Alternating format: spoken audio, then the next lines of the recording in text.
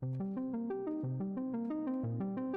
it's that time again where we talk in speculation about the future of Doctor Who. Not the show itself, that had the final nail tacked in recently, and honestly, I doubt even regeneration energy could bring that corpse back to life.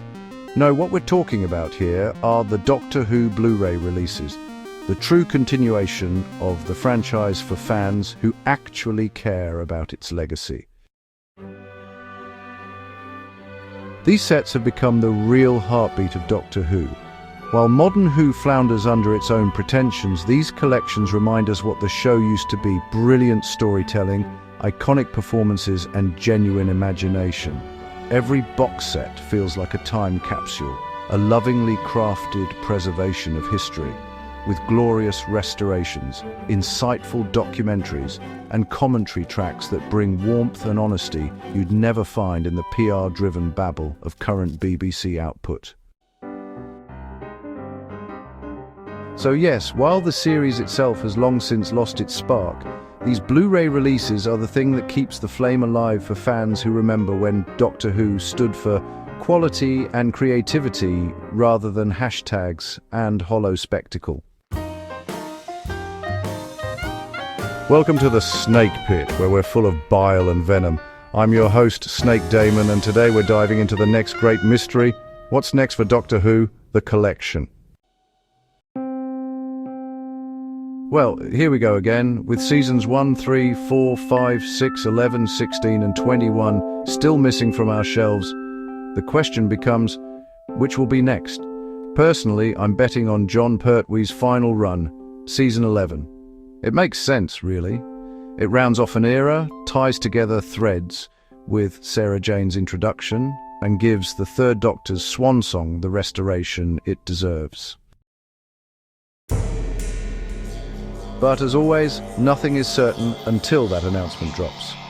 However, it's not just the main range that's raising eyebrows. It's been suspiciously quiet on the animations and colorizations front, and that's where the cracks start to show. We've got 10 missing stories left to animate, yet there doesn't seem to be any urgency. The Crusade, probably not high on the list. Its box set has already been released, so there's no immediate incentive there. The Daleks' master plan or the Wheel in Space would make more sense given the popularity of the monsters involved. And the Wheel in Space would even complete a season, just as the Highlanders would do for the early Troughton run. But, you know, half of the problem isn't just what's missing, it's what's incomplete. If the BBC is serious about doing full-colour restorations, like we've seen with the War Games and the Daleks, then there's a massive elephant in the room: the part-animated stories.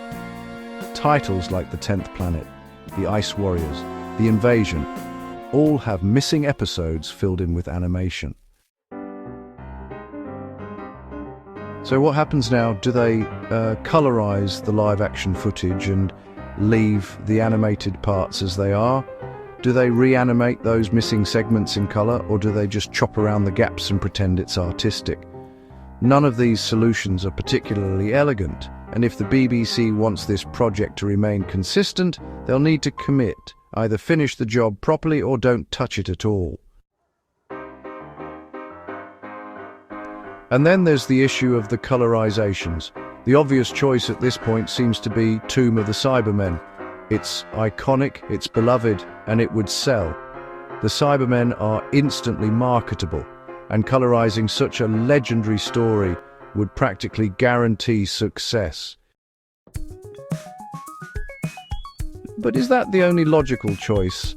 Not necessarily. Personally, I'd argue for a double feature: the Mind Robber and the Dominators. Why those two? Because they complement each other beautifully. The Dominators sets the tone with its tension and atmosphere, and the Mind Robber explodes that tone into surreal creativity. They represent two sides of the same coin of late 60s Doctor Who: the grounded sci-fi and the imaginative fantasy. Pairing them as a colorized feature could create something visually striking and thematically balanced. A showcase of how experimental that era truly was. Plus, as the silence around colorization projects continues, it's hard not to wonder what's happening behind the scenes. Budget issues, disinterest, or maybe they're holding out for a big anniversary surprise that never quite materializes. And that's the tragedy of it all, because these projects are what keep the old Doctor Who spirit alive. The Blu-ray range, the animations, the colorizations, they're love letters to the fans, to the cast, to the people who built the legacy from scratch. The silence is deafening and the uncertainty frustrating, because there's still so much history left to preserve.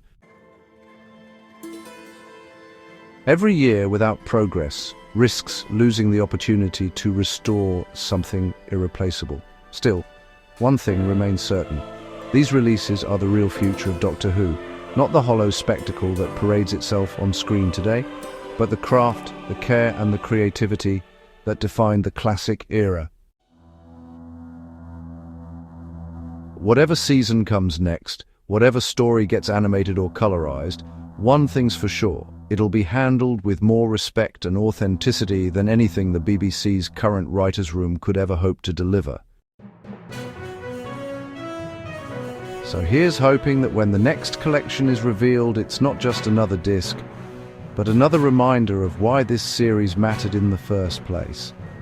Thanks for dropping by the Snake Pit, where we thrive on untapped potential and lost opportunities.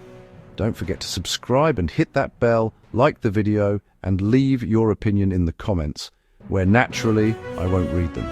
Until next time, stay venomous.